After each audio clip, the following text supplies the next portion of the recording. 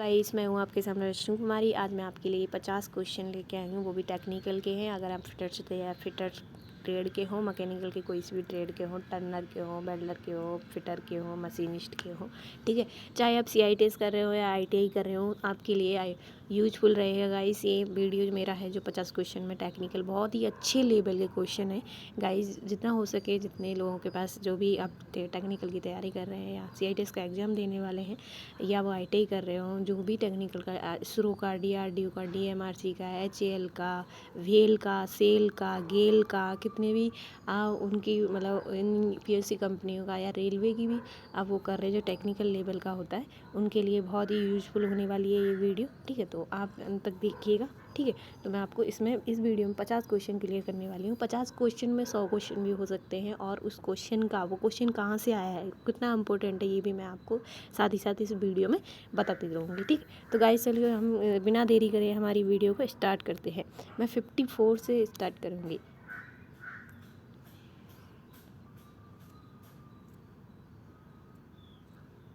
ठीक है, तो 54 से मैं क्या करूँगी, स्टार्ट करूँगी, ठीक है। चैन ड्रिलिंग के बाद मटेरियल को अलग करने के लिए किस छेनी का प्रयोग किया जाता है? देखो, ये जो छेनी है, छेनी को बोलते हैं हम चीजल। क्या बोलते हैं? चीजल, ठीक है। तो हम क्या बोलते हैं? चीजल बोलते हैं, ठीक है।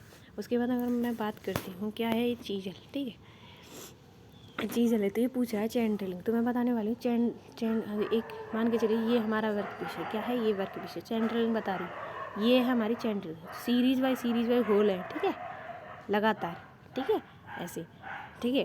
मतलब ऐसे नहीं है, लगातार है, ठीक है। तो ऐसे, तो हम क्या बोल देंगे इसको? ये चैन ड्रिलिंग है। इससे मेटल रिमूव करने के लिए हम वेब चीजल का यूज करेंगे, जो करेक्ट आंसर हमारा ए है, ठीक है।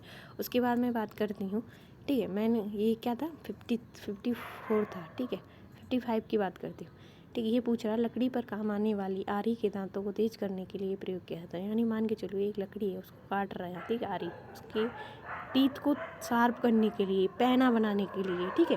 उसके सब है, कौन सी फाइल का यूज किया जाता है?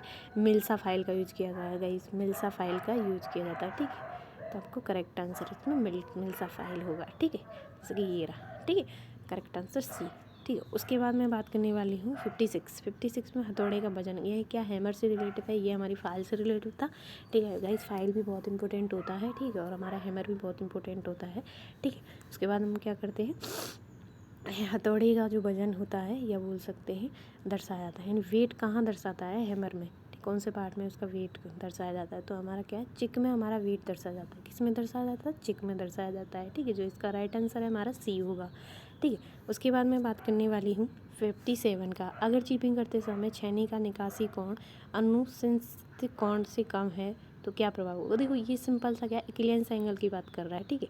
क्लियरेंस एंगल की बात कर रहा है कि कितना हमारा जो, अगर चीपिंग करते समय जो क्लियरेंस एंगल अनुशंसित कोण से कम है तो क्या प्रभाव पड़ेगा? देखो, अगर अनुशंसित कोण से अगर कम है, ठीक है, तो क्या होगा, हमारा फिसलेगा, और ज़्यादा होगा तो आपका क्या होगा, गड्ढा हो जाएगा। तो आपको क्या करना है, दो राइट आंसर होंगे। एक तो मैं बता रही हूँ, ज़्यादा होगा तो फिसलेगा, मतलब ज़्यादा होगा तो गड्ढा कर देगा, और कम होगा तो स्लिप होगा, फिसलेगा, ठीक है। तो इसका राइट आंसर आप क्या है, फिसलेगा। क्या होगा? स्लिप होगा गाइस, ठीक है, इसका स्लिप होगा, ठीक है। तो इसका जो राइट आंसर है वो हमारा क्या, ए है, ठीक है। उसके बाद में हम बात करते हैं 58 पे, ठीक है। क्या करते हैं 58 पे, ठीक है। उसके 58 पे बात करते हैं, नहीं, टूटे बिना तन्य बलों के प्रभाव का विरोध करने वाली धातु प्रॉपर्टी बताइए, यानी टूटे बिना। तो इसका जो राइट आंसर है आपका, ये मेटल से रिलेटेड है गाइस। क्या है? मेटल से रिलेटेड है, टेनासिटी, ठीक है। आपको जानते होंगे कि ये तार के रूप में आती है, डक्टाइलिटी आते हैं, इलास्टिसिटी आती है, आपकी पोजीशन बदली हो तुरंत अपनी पोजीशन में तुरंत आ जाती है। मेलेबिलिटी आप जानते हैं चद्दर के रूप में होती है ना। तो आपको 4 क्वेश्चन इसमें मैंने क्लियर कर दिए हैं, ठीक है। उसके बाद में अगर बात कर सकते हैं, हमारा 59 क्वेश्चन है। ये क्या, माइक्रोमीटर से रिलेटिव है। ये क्या हमारा माइक्रोमीटर से रिलेटिव है। तो ये क्या होता है, जो एक्स का निशान लगा है, पूछ क्या है, एक्स के रूप में चिन्हित भाग का नाम बताइए।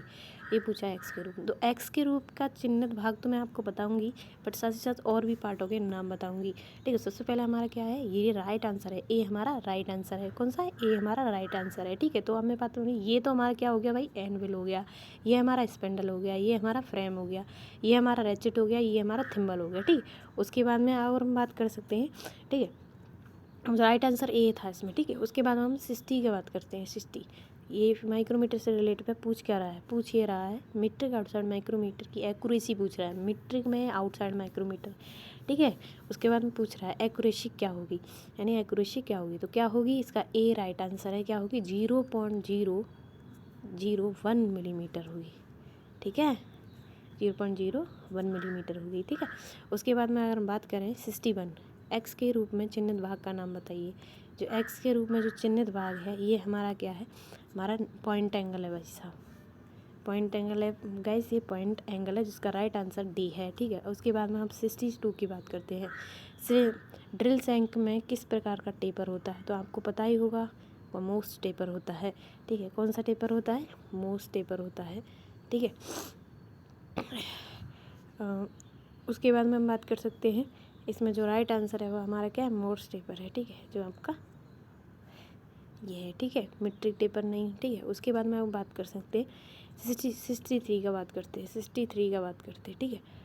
63 का बात करते हैं। 63 में क्या है, मशीन स्पेंडल से ड्रिल सॉकेट निकालने के लिए किसका प्रयोग किया जाता है, ड्रिल सॉकेट निकालनी है आपको मशीन स्पेंडल से, ठीक है। तो ये क्या है, हमारी मशीन स्पेंडल से ड्रिल सॉकेट निकालना है, तो हमको किसका यूज करेंगे, हम ड्रिफ्ट का यूज करेंगे भाई, किसका यूज करेंगे, ड्रिफ्ट का यूज करेंगे। तो राइट आंसर हमारा ये हो गया। 64 क्या है हमारा, प्रतिबंधित स्थानों पर उपयोग किए जाने वाले टेप रेंच का प्रयोग किया जाता है, प्रतिबंध वाले, ठीक है।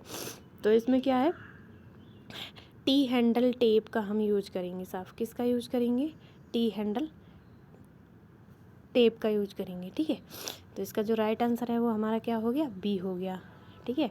उसके बाद हम बात कर सकते हैं 65 आइसोमेट्रिक थ्रेड में M10 इंटू 1.5 थ्रेड के लिए पिच ड्रिल आकार निकालेंगे, तो इसका जो राइट आंसर है वो हमारा क्या हो गया, हमारा वो हो गया 8.2, क्या होगा हमारा 8.2, जो राइट आंसर है वो हमारा 8.2 हो गया, ठीक है। उसके बाद में हम बात करें 66 का बात करें, ड्रिलिंग ऑपरेशन में फीड की इकाई क्या होती है, यानी फीड की इकाई पूछ रहा है, ठीक है। तो आपको पता ही होगा, तो हमारी जो फीड की वो है वो हमारी क्या है, मिलीमीटर मिनट होती है, कितनी होती है, मिलीमीटर मिनट होती है। राइट आंसर आपका क्या है, सी है, ठीक है।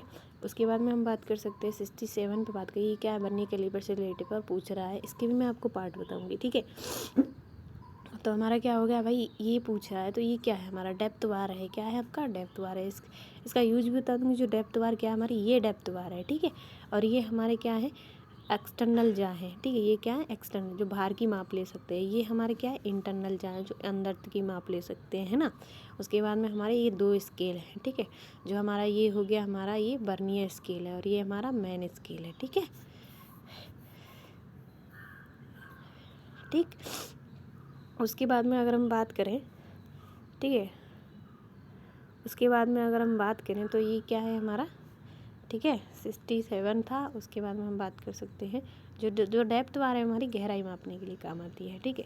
68 का बात करें, कॉम्बिनेशन सेट प्रोटेक्टर हेड की एक्यूरेसी कितनी होती है, सिर्फ ये पूछा है, कॉम्बिनेशन सेट प्रोटेक्टर हेड की पूछा है, ये नहीं पूछा बर्निएबल प्रोटेक्टर, ठीक है। तो आपका क्या है, हम लोग कंफ्यूज हो जाते हैं बर्निएबल प्रोटेक्टर और प्रोटेक्टर हेड में, ठीक है। बर्नियर लग गया तो 5 मिनट हो गया, तुम सिंपल सी ट्रिक सीखना है, ट्रिक से काम करना है, ठीक है। उसके बाद क्या है, आप डायरेक्ट ही पूछ देखो, ठीक है। अगर बर्नियर लगाए तो आपको 5 मिनट लगा देना बिना सोच के, ठीक है। बर्नियर प्रोटेक्टर पूछिए तो, और कॉम्बिनेशन सेट में प्रोटेक्टर हेड की एक्यूरेसी की बात करें तो हमको क्या करना है, आपको ये करना है, ठीक है, 1 डिग्री, ठीक है, 1 डिग्री इसका राइट आंसर है, ठीक है। उसके बाद में आप 69 की बात करें, ट्राई स्क्वायर की एक्यूरेसी क्या होती है, ये भी बहुत इंपॉर्टेंट क्वेश्चन है गाइस, बहुत ही इंपॉर्टेंट क्वेश्चन है, जो भी मैं आपको बता रही हूँ, आप अच्छे से इनको पढ़िएगा, मेरी बार वीडियो मेरी को देकर चला के देखिएगा, बहुत ही इंपॉर्टेंट क्वेश्चन है, ठीक है। सबसे पहले इसमें क्या पूछा है, ट्राई स्क्वायर की एक्यूरेसी पूछा है, तो आपकी ट्राई स्क्वायर की जो एक्यूरेसी होती है वो क्या होती है, वो हमारी होती है 0.002 10 मिली 6, ठीक है। ये इसमें राइट आंसर है, ठीक है, सी, ठीक है। उसके बाद में अगर हम बात कर सकते हैं 0.002 मिलीमीटर से लेकर 10 मिलीमीटर, ठीक है, इसका इतना होता है, ठीक है। उसके बाद में अगर हम बात करें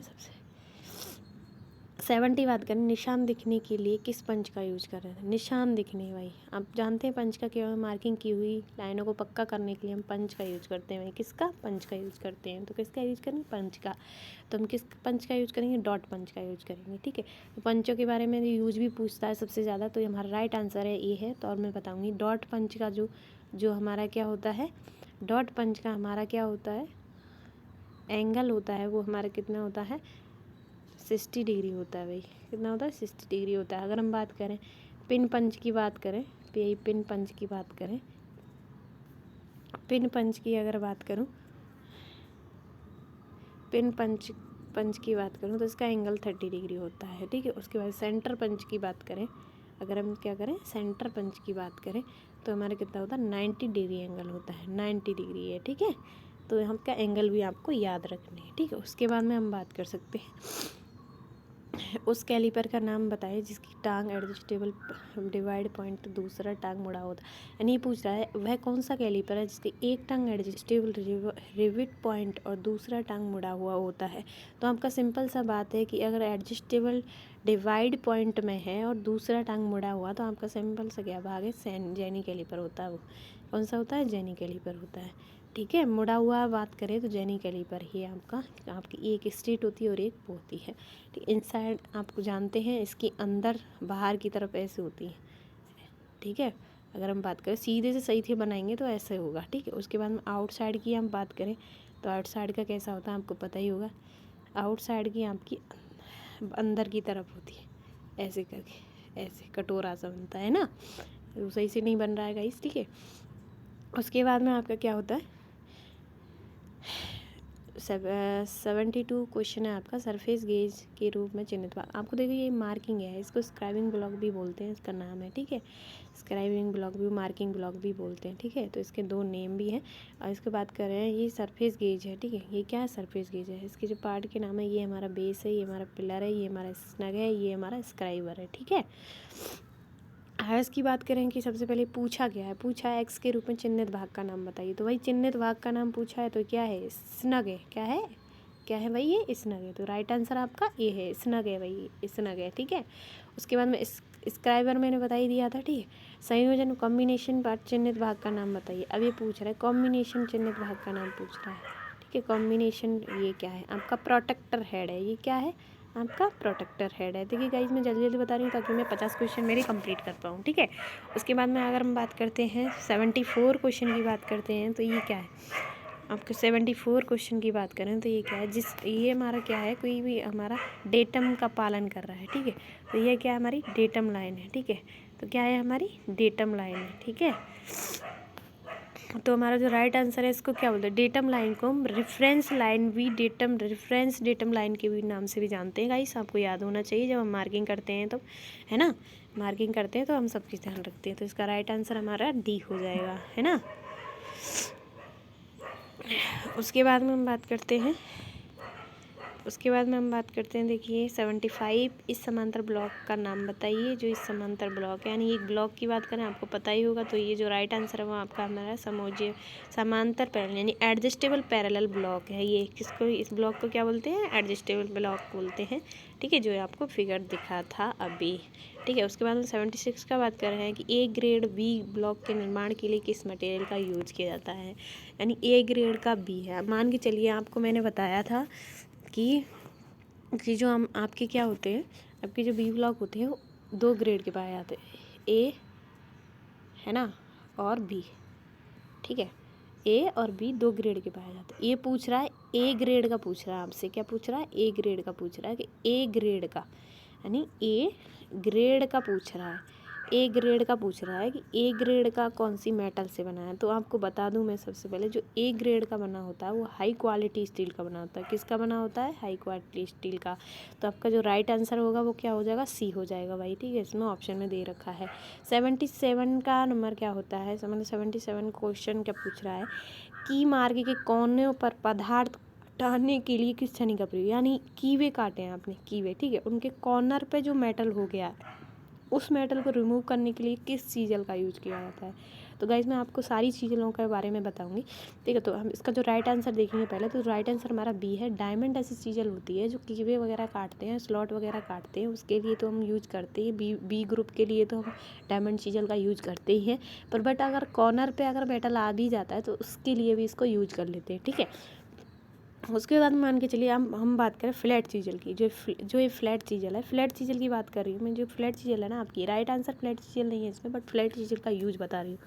जो आपका फ्लैट चीज़ल होता है ना, वो हमारा क्या होता है कि हमें ना वेल्डिंग के लिए यूज में लिया जाता है, ठीक है, वेल्डिंग के लिए, ठीक है। उसके बाद में हम बात करते हैं जनरली पर्पज़ में भी फ्लैट चीज़ल ही होती है हमारी, ठीक है। क्रॉस कट चीज़ल कीवे वगैरह काटने के लिए, ठीक है, इसका यूज किया जाता है। Half round chisel we group मतलब ऑयल ग्रुप काटने के लिए इसका यूज किया जाता है, ठीक है। और डायमंड चीज़ल का वी ग्रुप काटने के लिए, ठीक है। तो मैंने आपके चारों चीज़लों के बारे में यूज बता दिया है, ठीक है। तो हो गए ना, तो 100 क्वेश्चन मैं आराम से कर दूंगी, ठीक है। किस फाइल में एक दिशा में दांते कटे होते हैं, यानी ऐसी कौन सी फाइल है जो एक दिशा में दांते कटे होते हैं, आपको पता होगा। तो ये हमारी क्या है, सिंगल कट ऐसी फाइल होती है जिसके एक सिमिलरली हमारे एक ही दिशा में, एक ही डायरेक्शन में टीथ कटे होते हैं भाई, है ना। उसके बाद में हम बात कर सकते हैं, बात करें फिर 79 लकड़ी और चमड़े की फाइलिंग करनी है। मान के चलो मेरे पास लकड़ी चमड़ा है, उसके लिए उसकी फाइलिंग करनी है, तो किसका फाइल, रास्प कट फाइल का यूज़ करेंगे भाई सबसे पहले, ठीक है। इसका यूज़ करेंगे रास्प कट फाइल का, ठीक है। उसके बाद में आप बताइए, आपको मैं बता रही हूँ कि मान के चलिए अब 80 क्वेश्चन पूछ रहा है, क्यों फाइलों के कटिंग फेस को लंबाई के साइड से थोड़ा बेवल किया जाता है। बहुत ही इंपॉर्टेंट क्वेश्चन होता है। आप कभी फाइल को देखना, और फाइल को देखते ही आपको क्या पता चलेगा, क्यों फाइल के कटिंग फेसेस को लंबाई के साइड से थोड़ा सा बेवल किया जाता है। कितना किया जाता है, थोड़ा सा बेवल क्यों किया है। आपको देखा होगा कभी, आप फाइल हाथ में लेना और देखना, उसका जो कटिंग फेस है ना, वो थोड़ा सा बेवल होगा लंबाई में, ठीक है, थोड़ा सा। तो वो क्यों होता है, क्या पर्पज़ है, देखो इसलिए होता है, मैं बता रही हूँ। इसका जो राइट आंसर है वो बी है, और मैं बता रही हूँ फ्लैट सरफेस की फाइलिंग आसान तरीके। मान के चलो आप कोई फ्लैट सरफेस का फाइलिंग कर रहे हैं, तो उस बेवल किए हुए पार्ट क्या होगा, ईजिली आप कर पाएंगे फ्लैट सरफेस की फाइलिंग, ठीक है, इजीली आप कर पाएंगे, ठीक है। तो उसका आपका जो राइट आंसर है आपका क्या हो गया, आपका मैंने वी बता दिया। उसके बाद में 81 क्वेश्चन की बात करूँ, जो 81 हमारा जो क्वेश्चन होता है ना, वो क्या होता है हमारा, देखिए 81 क्वेश्चन पूछ रहा है, ब्लेड की किस पिच का उपयोग कांसे, पीतल और कास्ट आयरन को काटने के लिए यूज किया है।